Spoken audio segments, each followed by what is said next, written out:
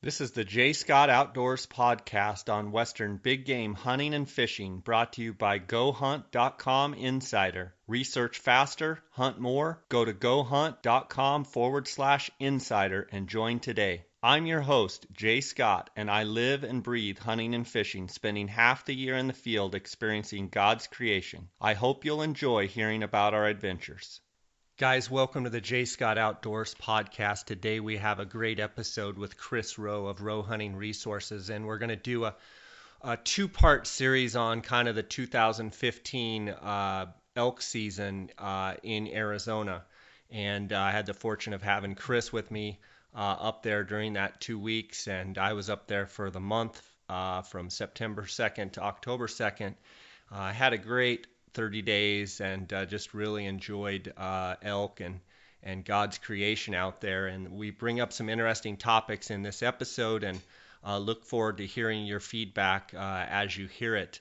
Make sure to tune in to both episodes, part 1 and 2. Guys, I want to thank GoHunt.com Insider for their sponsorship, the title sponsorship of this podcast. And Lorenzo with GoHunt.com has announced that there is a insider member giveaway for the month of October. They've already been giving away a Dall sheep hunt, mule deer hunts, elk hunts, antelope hunts, and all sorts of gear. But for the month of October, 2 insider GoHunt.com members are going to get a chance to win 2 slots. So there's 2 slots for the Coues deer hunt in January. The hunt dates, I believe, are the 8th through the 14th, right during the rutting time. And that's with Dar Colburn and I at Colburn and Scott Outfitters. So Lorenzo will be joining us on the hunt. And it's a perfect opportunity for someone that hasn't gone Coues deer hunting, or someone that would like to enjoy a rut Coues deer hunt down in Sonora, Mexico, with Dar Colburn and myself guiding the hunt. And Lorenzo paid full boat. I didn't give him a break. He's paying for all 3 spots, his spot and 2 others. So all you have to do is be an insider member to win. And every insider gets 1 shot at it. And November 1st, they're going to draw names. You can go on GoHunt.com's website and get all of the specific details. But it's going to be a great hunt. Dar and I have been going down for many, many years, and we've had the chance to harvest some great bucks ourselves, and our clients obviously have shot some very, very nice bucks. And it's going to be a great time. It's always a great time to watch those Coues deer rutting. So that's for this January 2016. So, I mean, right around the corner. All you have to do is be an insider member. If you're not an insider member, you go to the blue Join Now button, go to GoHunt.com, click on Insider, go to the blue Join Now button, and use the J. Scott promo code. The J. Scott promo code is going to get you a $50 KUIU gift card.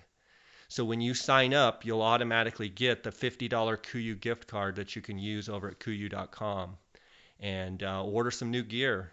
And so your name will be thrown in the hat. I believe the exact rules for the deadline, which I believe is the last day of October. But check on GoHunt.com for all the specific details. But, 2 guys are going to win that hunt and be joining Lorenzo and Dar and I down in Mexico. So should be a phenomenal time. Guys, I want to thank you for all your support of this podcast. We are on our way to 1 million downloads, and it's just mind-boggling.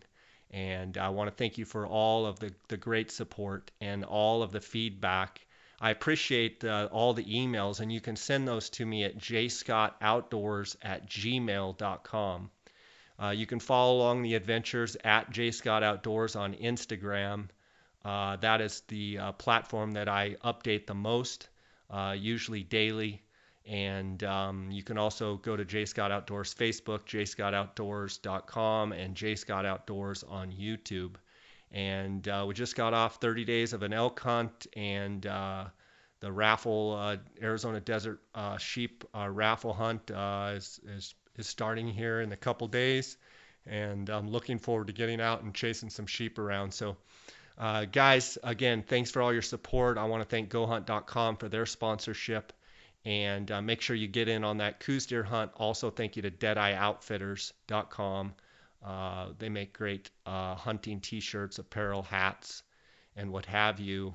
Use the JScott promo code at DeadeyeOutfitters.com. You also get 10% off on all purchases. So, guys, let's get right to the episode with Chris Rowe. Welcome to the J. Scott Outdoors podcast. Today we have Chris Rowe of Rowe Hunting Resources. I had the fortune of having Chris with me up in Unit 9 in northern Arizona for the entire elk season. I believe he got there the day before the season started, and we were able to share camp together and shared a lot of good times, good laughs, and Chris was an integral part of our hunting group, and we had a great time. Chris, how you doing? Doing all right, my friend. How are you? Oh, pretty good. We were talking before we just came on. I think you're the same way I am, how you're just kind of in a funk, meaning, I was September 2nd, I arrived in elk camp. I left October 2nd, and you don't realize how much of a rut and how much of a routine you get in. For me, waking up every morning, say at 3:30, the first 3 mornings back here in Scottsdale, woke up at 3:30, couldn't go back to sleep. It's funny how your mind just turns on. And then during the day, midday nap time at elk camp, I forced myself here not to take naps, but there was a couple of days, I'm not kidding you, where literally I had to get up and do jumping jacks because I was falling asleep walking around. Yeah. Are you in the same kind of funk as I am? You've got stuff spread out everywhere and just looking at it, it's not putting itself away and a little bit just kind of in a funk. Yeah, that's exactly it. I actually left for elk season this past year, or this year, August, what was that, Wednesday, August 26th or something like that. And so, yeah, same thing. I mean, it's been just a nonstop marathon. And, I don't really get in those routines. My body, I mean, I usually can slip right back into a normal sleep cycle, but I will be kind of in this just daze, this malaise of just non-motivation. Yeah, I've got just a pile. I'm sitting here looking at it now, a pile of all my gear. It's just in this big mound sitting next to me. It's all got to get put away. Luckily, this is the first year I made a promise myself. I got the camper squared away first. Usually, I end up getting all my gear taken care of, and I leave my camper, and then it's about midwinter when everything's frozen, and I'm like, oh no, I didn't get the water lines cleared out, or I didn't get the bathroom, or I didn't take care of anything. So yesterday I took care of the camper and got that all winterized and ready to go. But yeah, I'm rolling right, and I know you are getting ready for what you got, Coues deer hunts and sheep hunts coming up. I'm getting ready for whitetail hunts, and so I mean, there's no rest for the wicked. It's just, it rolls right into the next one and hitting the ground running. So, yeah, I've got to get some motivation under my belt, that's for sure.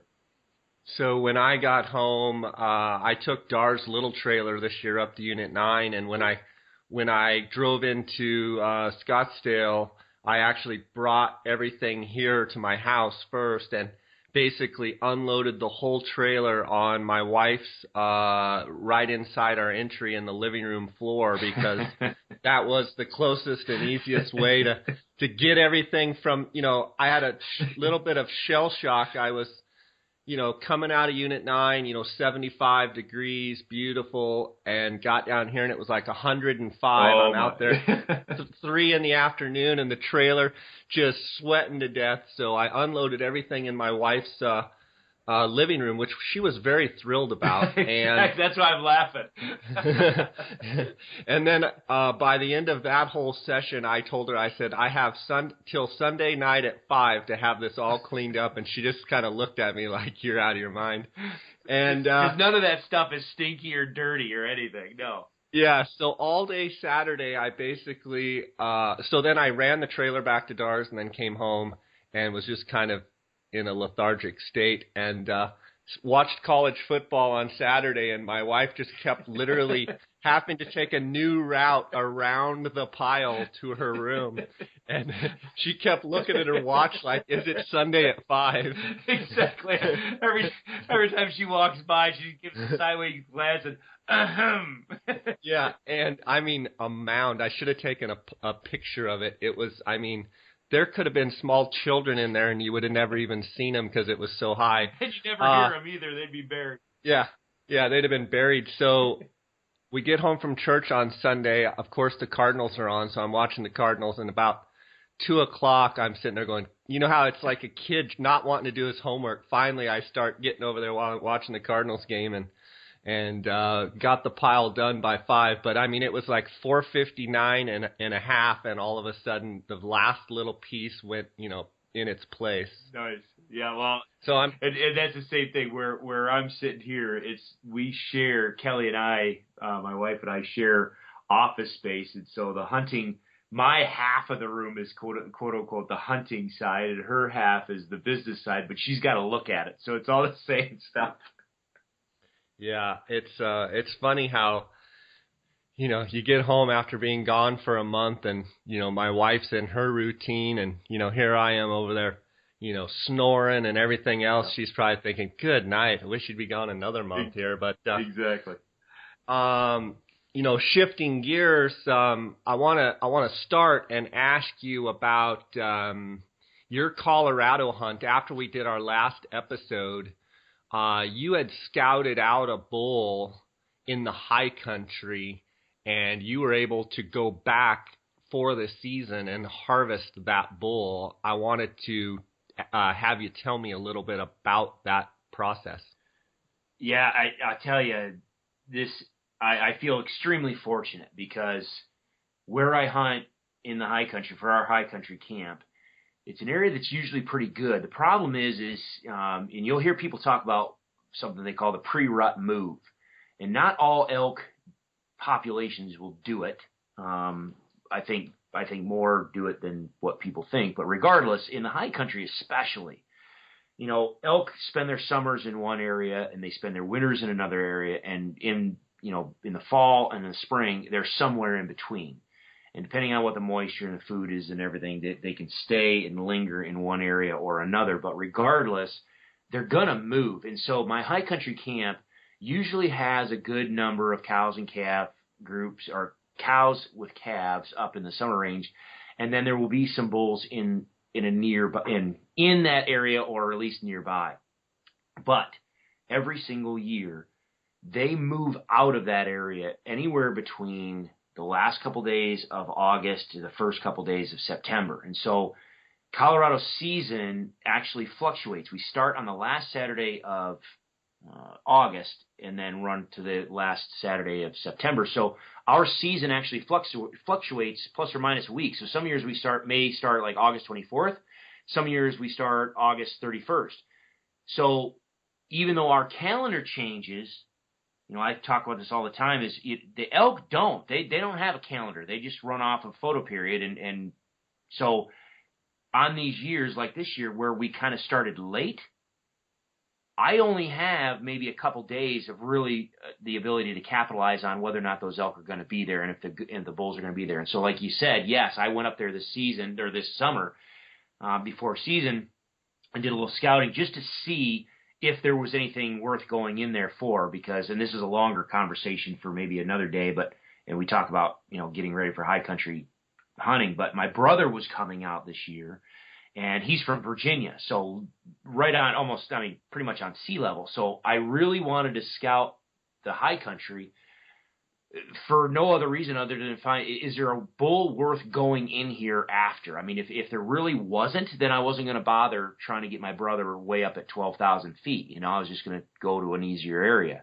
Well, long story short, I get up there and I found 2 bulls that they were nice. They were really, really nice. One had a real particular big whale tail on one side, and he was really wide. And then there was another bull that was a little bit more narrow, good long beams, decent 6x6. I, at that time, figured both of them to be, about that 320 range, which for this area is on your upper end of what the bulls are, that you can expect. There's always, the 280, 290, maybe a 300 class bull up there, but these two were definitely much bigger than any other bulls that were up there and that I've seen in the past several years. So as soon as I saw them, I'm like, oh yeah, we're coming in here and we're going to give it a go. So, and I'm just going to give you the highlights. So we get into camp, and we're in there a day before season starts, and go up on this one particular spot where I can glass the valley, and I can look down the valley from one end. It's not the best vantage point, but it can give you a good idea of what's in there. And so, everybody, a lot of people will attest to this year being a very, very difficult year across the board, whether you're talking from Idaho to Arizona, it doesn't matter. And sure enough, we get in there and I start glassing, and literally, I don't think we saw an elk, period, that first night. And I was just like, oh, goodness gracious, what the heck? So I sat up there, we glassed, didn't see anything, maybe a small spike or something like that, but there was just nothing. So the next morning's opening day, and I said, you know what, I'm not even going to, I'll take the bow just in case, but we're just going to do, quite honestly, Jay, similar to what you do down in Arizona, where I wasn't planning on hunting. It's opening day, but I'm going to skip hunting. I'm just going to go up in this knob and I'm going to glass. I'm just going to try to figure out where these elk are. And so that first morning we get in there, and sure enough, no, there are elk in there. Here's here's a pocket here. Here's a pocket there. But still, now I'm not seeing any bulls. I'm not seeing any good bulls. You got the, your typical 2.5-year-old bulls that are 3x3s and 4x4s in this area, but nothing. And so we go back to camp, take your nap, and get stuff, ready to go for the evening. And so my brother decided it was a tough hunt for my brother, so he decided he was going to stay in camp and recoup it's about 5 miles back in here, and so he was going to recoup. And so I decided, well, I'm going to take the bow. I'm going to take everything just in case, it is season, but I'm going to hike way around to one side of the valley. And I'm going to and basically put myself in a position where I can see the other side, the east side. Where I went on the west side is the spot where elk usually come out and where elk usually feed out of the timber. And it also just happens to be where I glassed those two big bulls earlier on in the summer.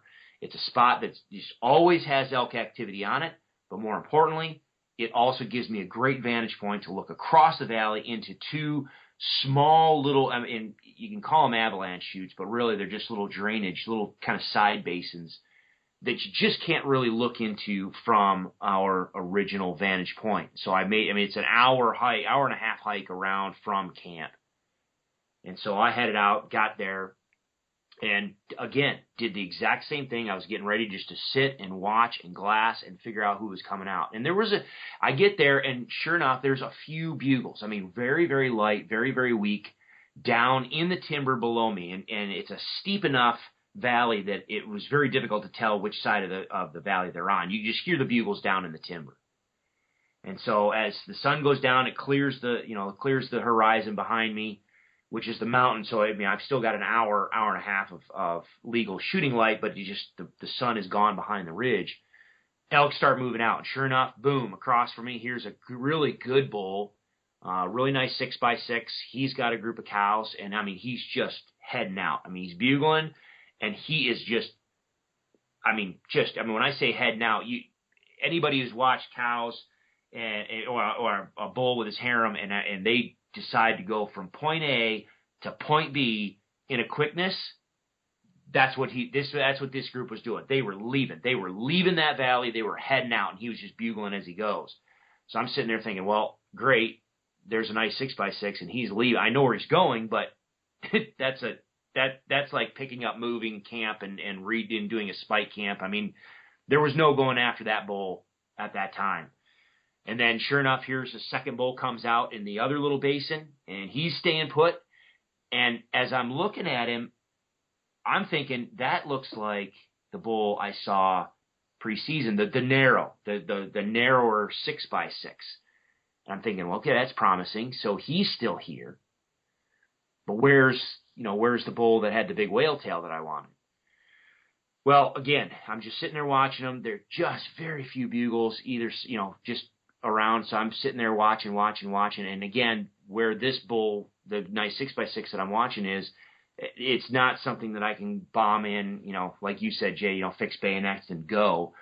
There's no way I can get there from where I was that night. It was definitely going to have to be a game plan for the next day. So I figured, well, I'm going to sit and watch, figure out where they feed out, where they feed to, and then we'll plan on getting in here tomorrow or the next day and make a game plan. So I'm sitting there watching other elk coming out of the timber, but so far there's really nothing on my side of the mountain. And I was initially content with that because I was just making a game plan for the other one across the valley. But then finally, a little voice in your head was like, dude, you've got calls in your pocket. Just, cold call and see if anybody responds on your side.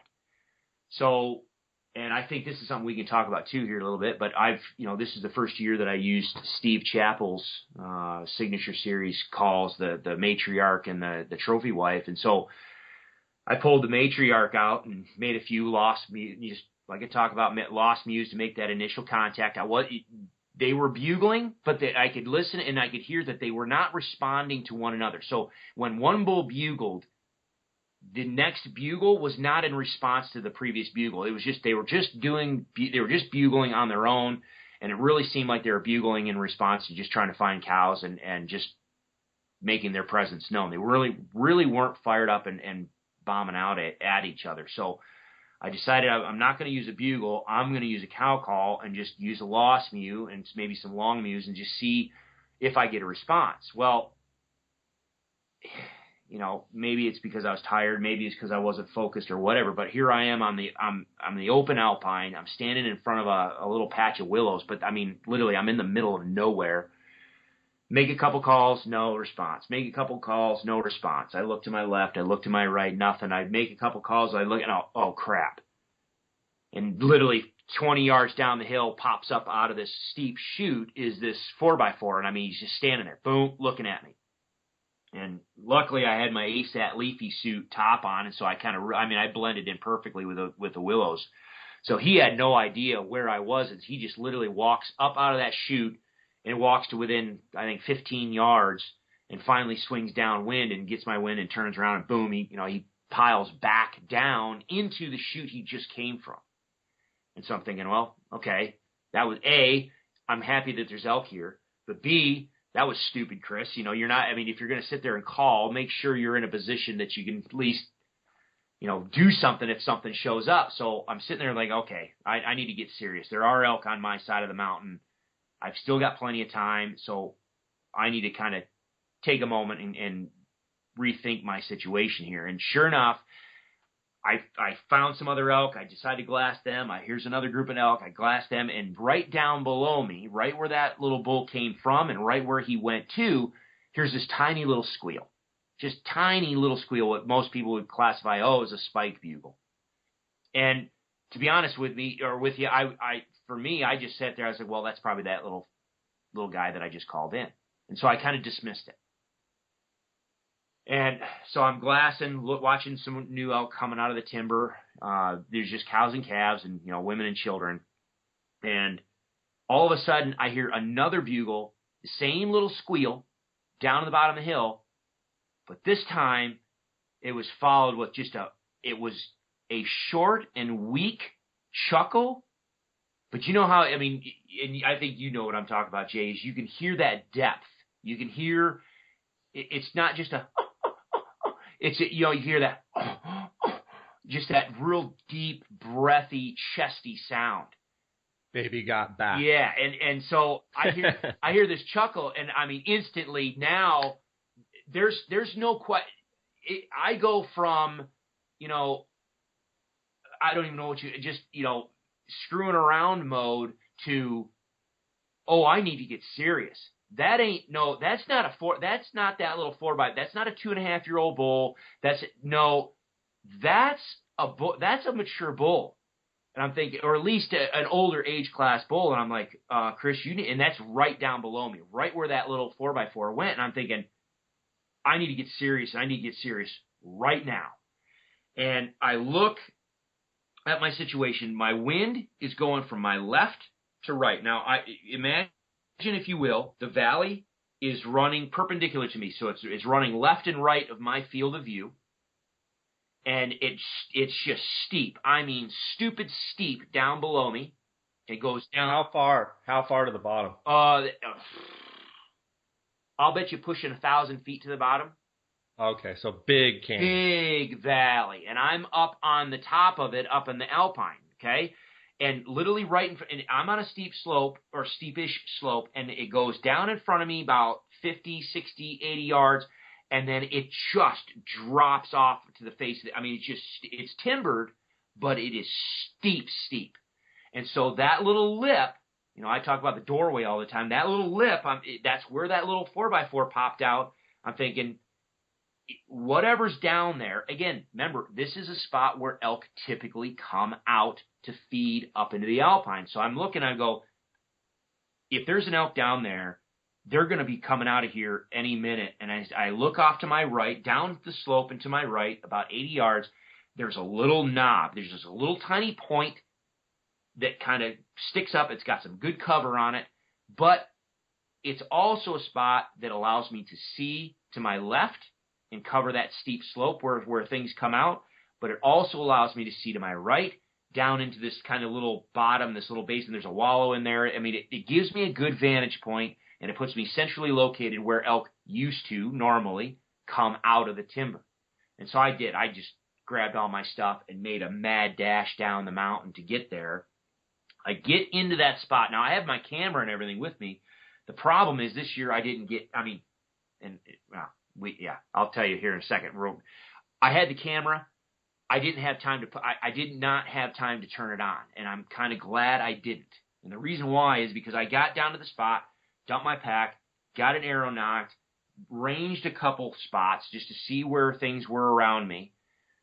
And again, that little voice inside your head is never wrong, and it said, skip the camera for right now. And I'm glad I did, because I just left the camera there. I turned around, I look around, I'm like, okay, I'm in a good spot. I ranged a couple spots. Yes, all right, I'm ready. And I said, I'm just gonna check them. I'm just gonna give another lost mew and just see who's around. And I gave a couple lost mews, and boom, I get a mew down the hill. I'm like, sweet, they are right here. I'm like, all right, so I'll follow it up. I gave a couple, and I did. I just kind of stepped it up, and you heard me how I called a little bit this year. I stepped it up a little bit, did a couple lost mews with a little bit of a whine, and then just into a longer mew, just basically saying, you know, where are you? I want to be with you. And I no sooner got that sequence out of that call, and I mean the entire, all the timber just lit up, and elk just started pouring out of everywhere. And here, up the mountain, here comes just cow, calf, cow, cow, calf, cow. And they're all to my left, anywhere from 80 yards to 40 yards. I mean, just this huge group just starts coming out of the timber. And I'm like, holy moly. Now, meanwhile, there's no bugle or anything yet. And so I'm sitting there, and I turn my body, and I get ready to look and cover the area where the elk are coming out. And all of a sudden I hear a snap, pop, crack, and 15 yards in front of me, this cow pops up out of the timber and just walks right up and stands on the same knob that I'm on. She walks up to 7 yards and just stands there. I mean, she's just boink, and if you can imagine me focus, you know, my body is facing, say, to the east, and I'm looking to the north. So I'm looking everything to my left, and I'm ready to draw my bow to the left, and all of a sudden she pops up smack dab in front of me, you know, in front of my body. So, you know, she's off to the right, you know, in the corner of my eye to my right, and she walks to 7 yards and stands there.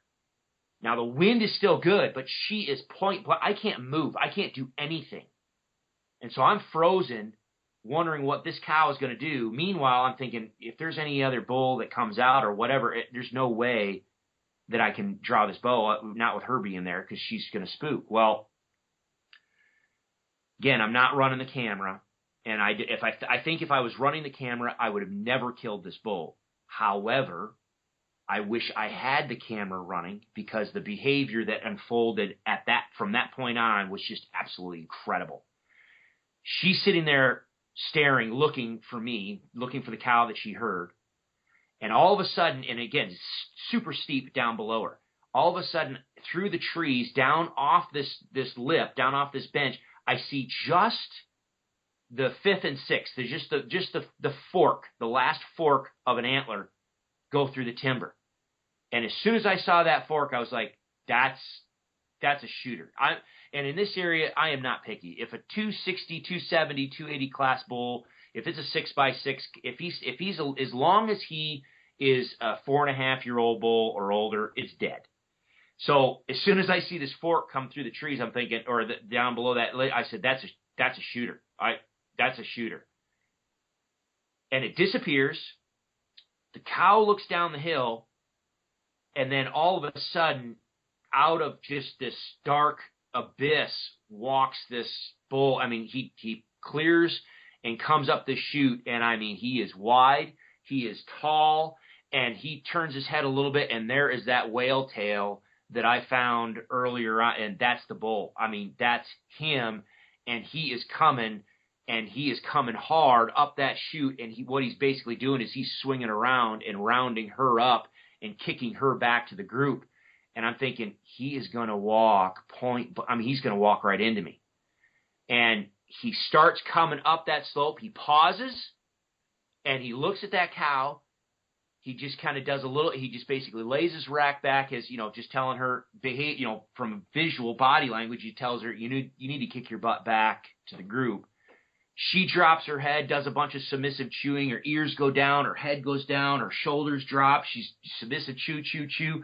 She turns around and just turns and walks right back to the group. And as soon as and I was like, if she bolts around to my right, she's going to get downwind and she's done. But nope, she turns in her tracks, walks right straight back to the group. And as soon as that happens, I was like, this bull is dead, because he's going to turn right around and he is going to follow that cow right out, and where his line of travel is going to be is anywhere between 10 and 15 yards. And sure enough, she turns, she walks back to the group. He comes right up and follows her tracks. And this time he goes on the back side of a big pine tree. Well, I mean, he was 14 yards. As soon as he walked behind that tree, I pulled back. He came out. He stopped right on his little doorway where he could see the rest of the cows. I mean, he pauses there, slightly quartering away, and catches my arrow. And I mean, he just piles up down the bottom of the hill. And all right, he went about 40 to 50 yards, stopped, and then when he fell over, he slid and rolled about another 20 yards or so down the hill. So I mean, he piled up right there. But yeah, when I got down to him, I was like, this thing is a lot bigger than what I was anticipating earlier on that summer. It was awesome. It was awesome.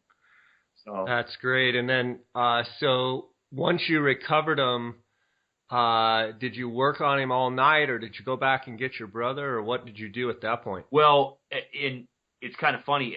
Yeah, my wife used to go hunting with me when we were in southern Colorado, and she always would joke that I never kill anything when someone's with me. I never do.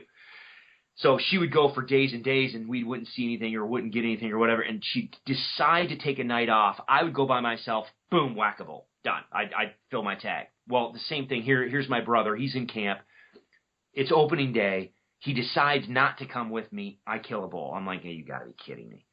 So, and the whole point for my brother being there was he was going to run the camera, and he was going to do a bunch of photography and stuff, because he's a really good photographer. I'm like, you got to be kidding me. So I was like, all right, well, it's in a steep, nasty hole. It's dark. My brother's expecting me back at camp, because I told him I was just going on a scouting mission. So this is the first year that I actually gutted an elk. I said, you know what? I don't want to cut him all up. I want to get some good pictures in the morning. I want to experience, have this be an experience that my brother can share. And so I wrestled this thing out of, if you saw the pictures on the Facebook and Instagram, you saw he just piled up into this tree and, kind of in a steep angle. So I was able to kind of muscle his head around, get his butt kind of pointed downhill. And this is the first time I gutted an elk in probably 10, 15 years. So I just gutted him and propped him up just so he would cool off, and then hiked out of there. So yeah, I didn't get back into camp until, I don't know, 10:30, 11 o'clock at night. And sure, my brother's up on the ridge, with his headlamp looking for me. So yeah, I gutted him, and then the next morning we got up early, and this is another big long part of the story. But regardless, I went ahead and had, my wife was in Colorado. She did have the horses with her for a completely separate issue, but we always prepare. And so she brought the pack saddles and stuff just in case. Well, sure enough, here we go. We get an elk down. It's a long way in. There's other issues. So I just went ahead and hit the spot. I always carry a little spot satellite messenger deal. And so on the spot, you can hit a message, and that pre-programmed message for me is bring horses. So I just hit the bring horses message. Ben and I went in, we cut up, took pictures, quartered, and just processed the whole animal. And by the time we got that baby processed and I hiked up out of that hole, here comes Kelly with the horses, and we were able to get that thing right out of there and on ice and back down to the processor in short order. So it was pretty awesome. It was an awesome hunt, even though it was really, really quick. But yeah, he ended up being quite a bit bigger than I anticipated. So that's always nice. That's awesome. That's an awesome hunt. He ended up being like 340, didn't he? Yeah, 341. I still need to do a little bit better tape job, but I mean, I'm usually pretty darn accurate, and so 341. So yeah, he's a nice bull. That's awesome. And so just by sending your wife a spot message, giving her the coordinates and such, she was able to trailer the horses and get to the trailhead or whatever and come up there and be up on the ridge. Yeah. That's incredible. Yeah, that's the cool thing about that spot is what it does is it does two things. It'll send them a message, a text message or an email, but with the email, it will actually send them a map, a Google Earth picture, and put the location of wherever that spot message was sent from. It'll put it right on Google Earth. Point, that's where Chris is, that's where the bull is. Obviously, Kelly has been in this area before. She's helped me pack out elk out of here before, so she knows the trailhead. She knows how to get into camp. But now we don't have to try to, meet up on a trail, and I don't have to walk her into the carcass. Literally, she has a picture of it. Boink, it's right there. And so, yeah, by the time I come out of the hole, here she comes across. I mean, literally, she was within 10 minutes of meeting up with me right where the animal was. So it's an awesome resource. Yeah, as you know, in elk camp, I got a spot in from Global Star, and I'm anxious to use it here on my sheep hunts coming up. And listening to you talk about it, I'm definitely excited about trying it out. I've had hunters that have used it and such, and what an incredible tool. Yeah. I mean, and for those people, like you and I, especially if you're headed out by yourself, or even if with a couple guys or gals or whatever, if you're headed out and you have a spouse or somebody else at home that's worried about you or interested in it, having that and being able to just send them a, I'm okay, or whatever message, it's a huge peace of mind. And you can also do a track function to where literally you can activate the track, and every 10 minutes it basically plots where you are, and it will periodically send your significant other or whoever you have it email to. It'll send them your progress. And so I know for me with Kelly, she would always worry, and I'd always have to try to figure out how to get out at night and make a phone call and check in. And now with Spot, she doesn't worry at all, because she can sit there and watch my progress all day long. And then every night I'll just hit her an okay message, and she knows everything's fine. Chris, we're going to take a quick break here, and we'll get right back to you. Guys, I wanted to tell you about one of the sponsors of this podcast. DeadeyeOutfitters.com is doing their annual breast cancer awareness t-shirt design again. They're donating 10% of all proceeds to breast cancer research. As you know, the month of October is all about breast cancer and trying to bring awareness to that disease. Let's help raise some money by going to DeadeyeOutfitters.com and ordering some of these t-shirts. The men's and women's shirts are currently available on their website. Be sure to use the promo code JScott and you will save an additional 10% on all purchases at deadeyeoutfitters.com. Okay, Chris, I want to talk about Unit 9 and some of your impressions of maybe some of the differences between other hunts that you've been on in other states and Arizona and some of your overall impressions of the hunt. First of all, I'd like to say, going into the season with all of the moisture that we had, we were pretty sure that it was going to be a really good antler growth year, and it turned out to be a good antler growth year.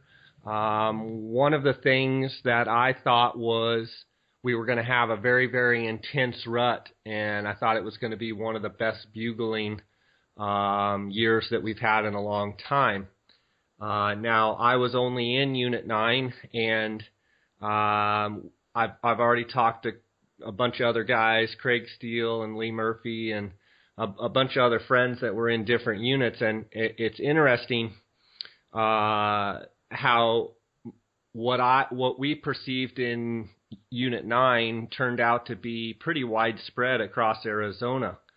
Normally when we have, a strong spring, a strong monsoon season, the cows are feeling really good. They get to bugling really good early, and what I felt like happened in Unit 9 was once they started thinking about wanting to bugle and wanting to interact with each other, the muzzleloader hunt started. I believe it started on the 11th this year.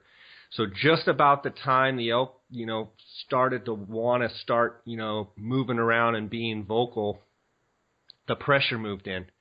Granted, only 25 tags on the muzzleloader hunt.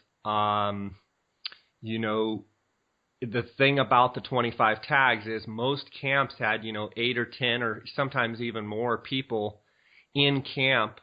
And so you had hundreds of people running around in Unit 9. And, it was one of those things where human interference and human pressure, in my opinion, really slowed those elk down where, and I see it year after year, but it's like it hit home even harder this year. I'm not saying that they didn't bugle, and I'm not saying that they didn't rut, but it sure seemed like, after 3 days of everybody running around, they had the elk, pretty subdued.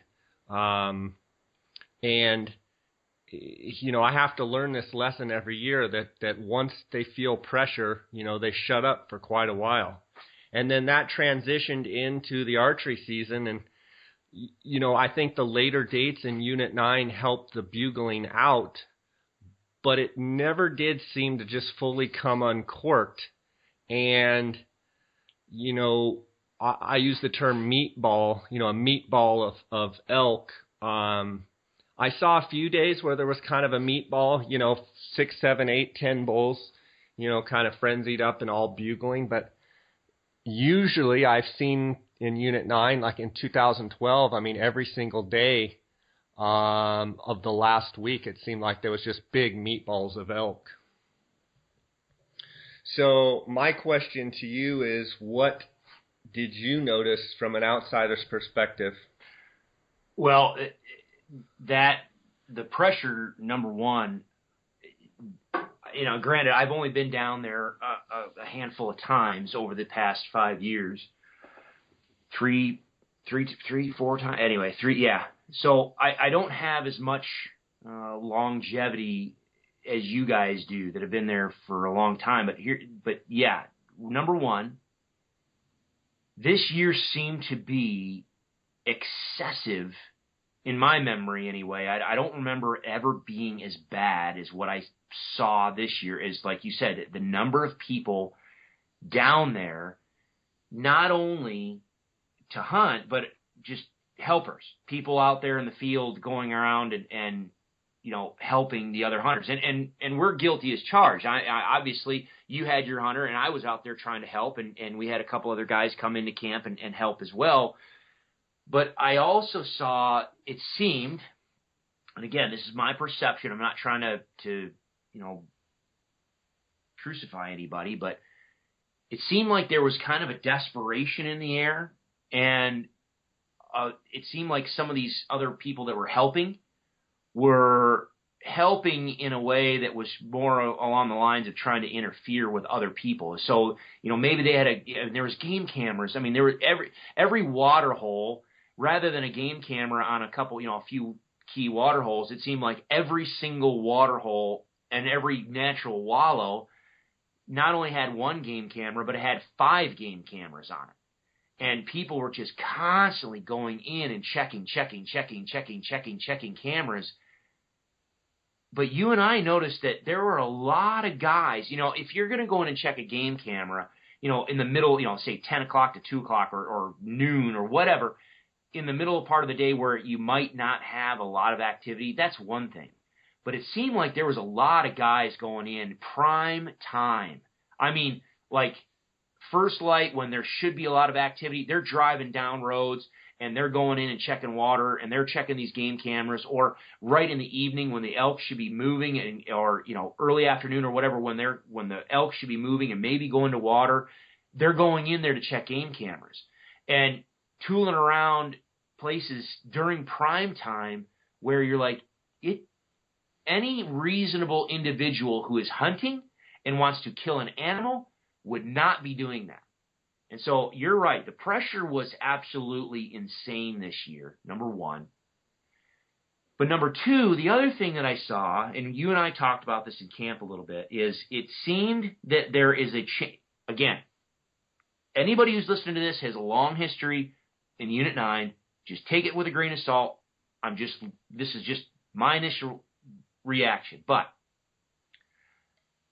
I did not see the number of mature, like old age class bulls. I don't care if it was a 400 bull or not.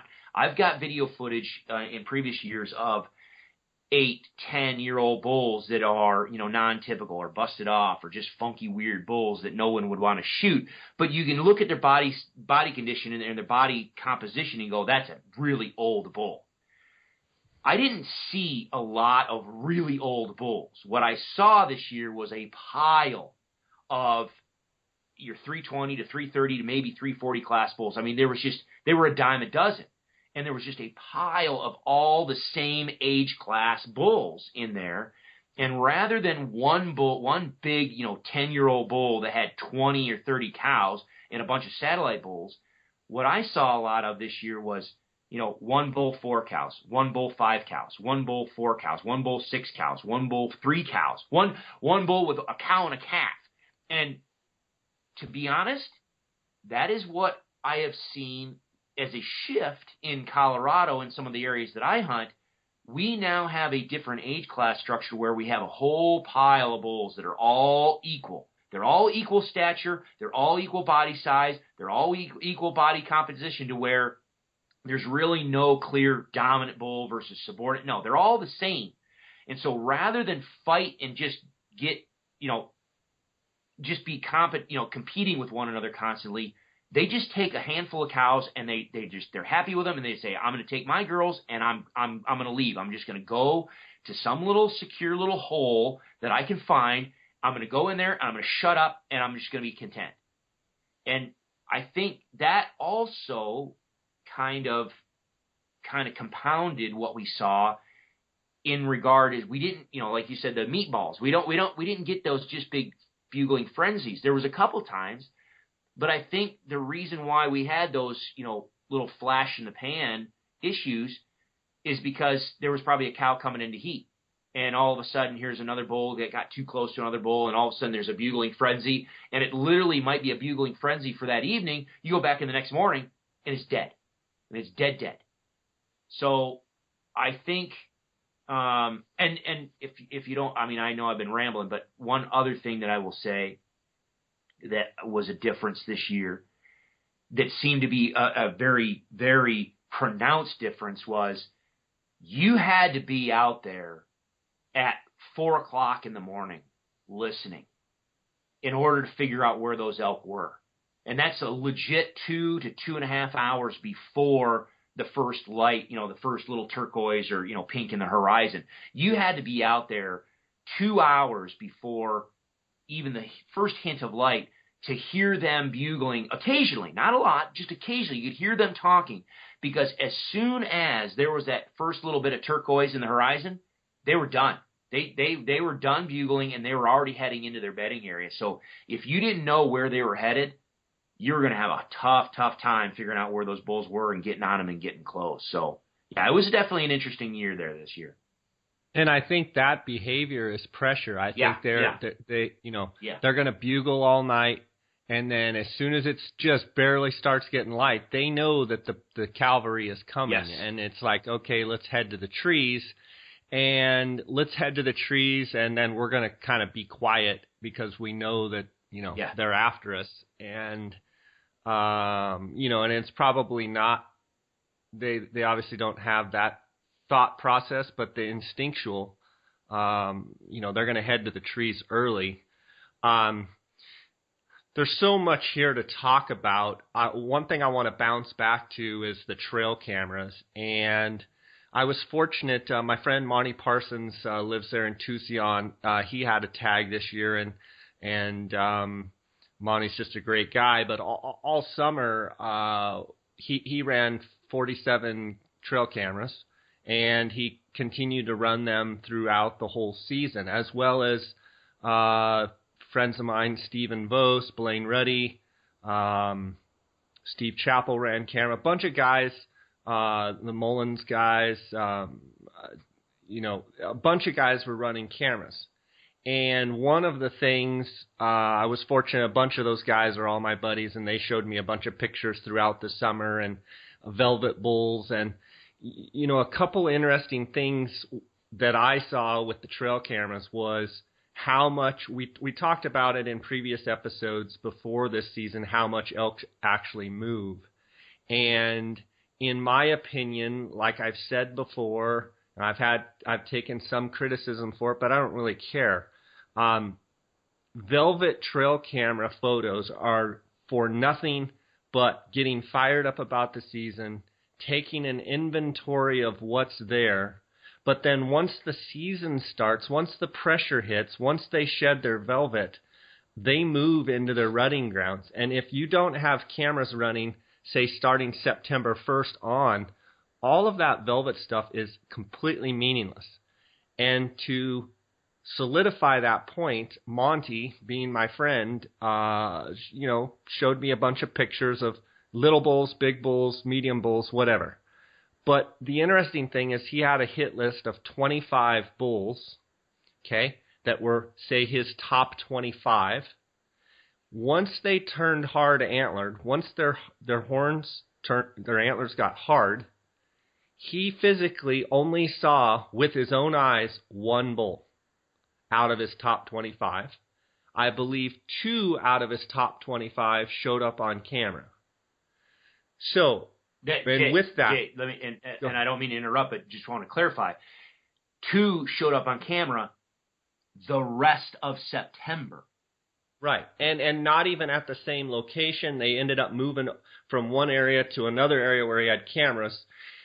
Stephen Vos, the fireman, he had similar thing where, and I know Pat McCarty had bulls that, all summer long they've got them at one tank. All of a sudden, 2 of those big bulls went to 7 West. So they moved from, they moved 20 miles into a completely different unit. Why any elk in their right mind would move from Unit 9, where there's only 100 tags, to 7 West, where there's, a pile of tags. But, the question I would ask is, was that where they were born? Is that where they were raised? Is that where they just like to go rut? But obviously they have a pattern of staying in one place all summer and then leaving and, getting out of Dodge, or in their mind, going to better rutting grounds. But the one thing about trail cameras, I think one of the bad things that it creates is like exactly what you said. There's 2 things. When people have trail cameras of bulls, they feel like they own that area. Yeah. That area is theirs. Nobody else can go in there. Who's in my spot? we have a hard enough time as hunters having your areas that you like to hunt and other people going in there. But then you get a picture of a big bull, and it creates this huge territorial, that bull's mine, all this animosity, all this, it's just like, in my mind, it's ridiculous. Yeah. And I am not against trail cameras. If the state of Arizona said as soon as the season starts, trail cameras are gone. If they're found, they'll be confiscated. It wouldn't bother me at all. If they said no, trail cameras are done, you can't put them out on public lands, it wouldn't bother me at all. I think that would be unfortunate because there is a lot of people that like to scout with trail cameras. But I think as humans, it seems like we always overcook everything. Instead of having 10, we have 200. Yeah. It's like, you're trying to cover every inch of the unit, and I understand what you're trying to do. You're trying to cover everything to try and shoot the biggest bull you can. To me, I think there is some aspect of, isn't it fun just to go hunt and see what's there and glass and call and listen? Or is it so automated that we have to have everything right at our fingertips? I mean, and what I'm saying is somewhat hypocritical because I have in years past ran a few trail cameras. This year, I bought my first 2 trail cameras that I've ever owned. Dar's had, 7 or 8 or 9 cameras over the last 10 years, different cameras, and we've run a few cameras. So I don't want to sit here and have someone say, well, he's run cameras, because I have. But in looking at the grand scheme of things, I just wonder if is that really what we want to do? And I don't know the answer to it. Well, I'm torn on it. And I'll tell. I agree wholeheartedly with what your assessment is on the game camera. I stopped running game cameras where I hunt probably about 10 years ago because of that fact. Just because of what I saw in the summer does not mean I'm going to see that animal in the fall. And quite honestly, it really messed me up. There were a couple years where I did not harvest an elk, which that's fine. I'm different. I have a standard that I personally, or a value set that I personally have, that I'm looking for a particular age class of an animal. Now, yeah, every now and then, a couple years ago, I shot a 3.5-year-old bull. That's fine, but I am generally looking for an older age class animal. So if I don't find one and I don't harvest an animal, that's fine. I don't mind that. But there were a couple years where I had trail camera footage of an absolute giant, and that's all I was like, nope, that's the bull I'm going to kill. Well, who, like you said, he could be 20 miles from here, so it really messed up my, my focus on just going out there and trying to kill a good bull and have fun. But I want to make a point too, and I think if you have private land, run 1 million cameras. Yeah. You're not interfering with anybody else's hunt. Where I'm finally at with cameras, it's like, golly, on public land, when I go to some of these trick tanks, and Chris, some of them, where you go up and there's 10 or 12 or 15 cameras hanging on the fence post. Yeah. Well, at some point, so those 10 or 15 cameras are there. Well, 10 or 15 people have to come check those cameras. And they get to where they check them every 2 days. Yeah. If you're trying to sit that, yeah, you've got tire tracks in and out, people tracks in and out. Yeah. In there putting their scent around, and it's like, guys, how far have we gone with this? Well, and that's where I was going to go. I was going to say, I'm not. And I've been criticized. Row Hunting Resources has been criticized in the past because we developed that Elk Hunter Strategy app. It's on our webpage, but we actually have a standalone app that goes on your phone. And when we first came out with that, oh my gosh, people just crucified us. Go, oh, you don't need to use technology, and oh, that's just taking it too far. Well, we could say the same thing about game cameras, but I would say I'm not so worried about using technology to help you.